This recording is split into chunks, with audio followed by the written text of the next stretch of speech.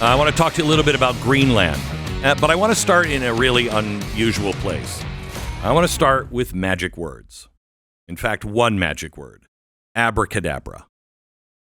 You say the magic word and it happens, okay? You just have to, what's the magic word? Magic word is abracadabra. Poof, bunny out of the hat, whatever it is. Abracadabra is the root of it is an actual word. It's Aramaic, and I believe some of the roots can also be found in Hebrew, but in Aramaic, it is avracadabra. And, us Westerners, we're all like me. We just mispronounce everything. We're like, abracadabra, that's what he said. But it actually means, and I'm trying to remember this off the top of my head, abracadabra actually means something like, it was created because I spoke it. I spoke it and it was created. Okay? That's I am that I am. That's the power of God. That's not magic. That's believe it and it shall be. Okay? That's the way humans work. We are seeing a master magician, if you will, in action every day. Donald Trump knows the power of his words. He knows them. When I have talked to him about his safety, he stops me every time. Don't want to talk about it, Glenn. Don't want to talk about it. Mr. President, I just want to make sure, I don't want to talk about it. He will not put those things out. Believe me, he has others talking about it, but he does not want to put that kind of stuff out in the universe. He believes in the power of thought and the power of words. So why am I telling you about abracadabra? Because have you noticed he says things over and over again, and they seem to just happen? Couple of reasons. The power of his own words, the power of knowing what I want, saying it, believing it, and then making it happen. Surrounding myself with people who are also believers in what I say, because if we all believe, it will happen. We are a failing empire. We are a crumbling nation. You know what? He never says that. And quite honestly, this week, I don't feel like we are a fading empire or a crumbling nation or a second-rate anything. I feel like we are on the verge of, if this stuff works, we are on the verge of being a renewed nation with 100-year story, completely new story, that will be as amazing as the last 100 years.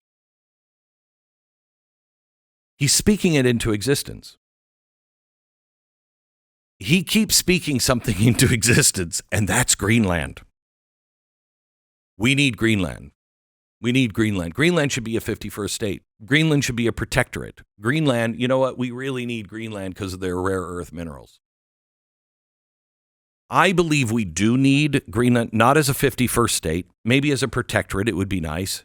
Not by force, not by military. Purchase, maybe. You could make everybody, you could offer everybody there $10 million. And what is it? $500 billion? You'd get Greenland and give everybody, you get $10 million. Every citizen gets $10 million. What citizen's going to say no to that? And we're not going to control your country. You can run your country whatever way you want, but you're a protectorate of ours right now. That's a really good deal for them and for us. If we bought it like we did in Alaska, at $1 trillion, it's a very good deal for the United States. It has rare earth minerals, and it is strategically placed in such a place that it is essential for us if you are preparing for war. I believe, because this is what history teaches us, as empires begin to become unstable, and we all are, there is, unlike any other time in human history, the Roman Empire is falling, some other empire is coming up. Right now, it should be China coming up as we are declining. That's what everybody predicted. But China made all of the same stupid mistakes that we made, financial and everything else. They're not coming up. Everybody's trying to speak that into existence, but it's not true. They're not coming up. But usually what happens is one empire comes down, the other one is rising, and somebody says in the rising empire, you better take them out before this gets ugly, because it'll be, their back will be against the wall and they don't want to be a failing empire, so take them. That's what we should see if China is rising. But I don't know if that's going to happen, because everyone, for the first time in human history, every nation is collapsing for the same reasons at the same time. But again, if you cobble together enough power and we are weak, you would see Russia, you'd see, what did I say it was? CRINK, China, Russia, Iran, and North Korea, CRINK. You would see that Axis power try to take the West. Okay. So the best thing you can do is build the arsenal for democracy. That's what FDR did. That's what he said in 1940. We're going to build the arsenal of democracy. We're going to build ships for the rest of the world. We're going to build guns for the rest of the world. When we were training our military in 1939, 1940, we were using broomsticks. We didn't even have rifles for our military. Okay. You could bring your rifle in from home to use it and train with that. A lot of our soldiers used their own rifles at the very beginning, because we weren't prepared. He is preparing us for a couple of things: a digital war where we are fighting who's going to win AI, a currency war, whose currency is going to be dominant, who's going to actually be responsible for the financial well-being of at least the Western world, and I think a hot war. And so he is taking all of the assets that we need: oil, energy, that's coal, electricity, nuclear, all kinds of tech, not just AI, but military tech. Did you see what he said yesterday? He said yesterday, we have a problem with our military industrial complex. It's too slow. Hurry up. He is preparing for any eventuality. And he's carving out not an empire, I don't think. I think he is carving out the Western world and making strategic partnerships like he did with Argentina.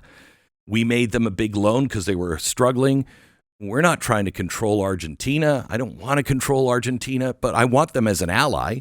Same with Venezuela. I don't want to run your country, but I want you as an ally. And, Cuba, I don't want you. No communism here, not in this sector. The other reason why I think Greenland wouldn't be as important if NATO wasn't useless. I think he has written off Europe. I have. I don't know about you, but I've written off Europe. Europe's not going to be any help. They're going to be a nuclear-armed Islamic caliphate in 10 years. If they don't change their ways, that's what it will be. That's not helpful. Denmark. Denmark's not Denmark anymore. What is Denmark? It is all of these countries are collapsing. They are absolutely delusional. They are becoming a totalitarian European Union that is going into a fascistic sort of way, complete control, complete anathema to freedom. At least that's their plan with the WEF. And he's written that off. We're not going to be allies with you guys. We're not. You're going to separate yourself from us. We're not going to. And so I don't want you to have all of those strategic reserves. We're willing to buy them from you. We're willing to buy Greenland. We're willing to make them a protectorate. They can run their own thing, but they're not going to Europe. They're coming here. And I'm really torn. We just did a... Jason, do you have the Glen AI? I do. You want that now? Yeah, go ahead. Let's play a clip of this. This is from today. It'll come out later today. Here it is. Greenland, the icy keystone in America's new strategy. You probably didn't wake up this morning asking yourself, what's going on in Greenland? I get that. But by the end of this episode, you're going to be wondering why we've ignored it for so long. Because what's happening up there, that icy, rugged rock floating quietly at the top of the world, is starting to shape the future of American power in ways that most of us aren't even talking about yet. Okay, this is the topic of Glen AI. Glen AI is proprietary technology that we have developed, and I'm spending a lot of money on R&D to make it the premier technology for us, at least. It has 30 years of everything I've ever said, everything I've ever written, and we can internally ask it, tell me about Greenland, what is right, what do you know historically, et cetera, and it will produce a 10-minute podcast for you to give a deeper thing on something I don't have time to record myself, but I look it out. I mean, I actually oversaw that one myself. And that's just giving you a tutorial on what is this argument really about? Why is it important? It goes into a very clear thing that I want to make very clear. None of this matters if we betray who we are. None of this matters if we have all the rare earth minerals and all of the oil and all of the power in the West and everything else. None of it matters if we don't have the Constitution. If we are not a nation of laws, but we're a nation that just says, well, we need it this time. Be very, very careful. No, there are no exceptions to the rules of the Constitution. So I lay out in that, these are things we must never violate. These are things he must not do to get those rare earth minerals, and here are some things he can do. Like I said, I think we should buy it. I think we could be a protectorate, but we should negotiate with them. We could buy it like we bought Alaska, and it would be at really almost any price at this point. What's another $1 trillion? Nothing when you have nothing, but we should buy it. It's a great investment if they want to sell it. But we cannot send our military in. We can't take it. It would violate all of our principles. But it is important to the strategy if we want another American century and you want the Western world to survive. I have a question. Why do you suppose Greenland and Denmark appear to be more threatened by Trump trying to make Greenland a protectorate than China or Russia invading? I don't understand why they appear to be more threatened by that than actual enemies. Because I think the world, the Western world, especially European, is so far gone and so deeply down the road of fascism, authoritarianism, no freedom of speech. We've got to control this. That China's model looks much better to them than the messy freedom model, because they're collapsing and they know what their solution is as they collapse. More control, shut the people down, corral the people, don't let the people talk, arrest the people. All of these things that is in the wheelhouse of China. And freedom is messy. You don't know how it's all going to work out. They're so afraid of losing anything. They will compromise with any. I mean, look at what the King of England now, Charles. He is playing footsie with the Islamists of England. Do you think the Islamists are going to love the royal family? He's playing footsie with bringing people in from parts of the world. The reason why Elizabeth survived, why Queen Victoria survived when all of the others were losing their heads, the reason why she survived is because the English people are different. The culture is different. They tolerate an awful lot, and they're into their heritage, etc.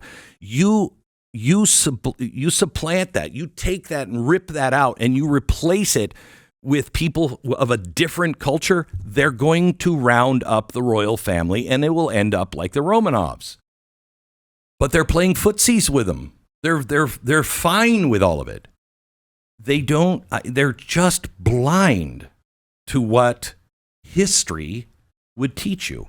Thank you for thinking for yourself and being part of a movement, because that's really what all of this is. If you want the full story, you want to go deeper, go to blazetv.com/Glenn. Go there right now, sign up, no interruptions, just the truth, uncensored and unfiltered. Don't just watch, take a stand. And I'll see you over there in a minute.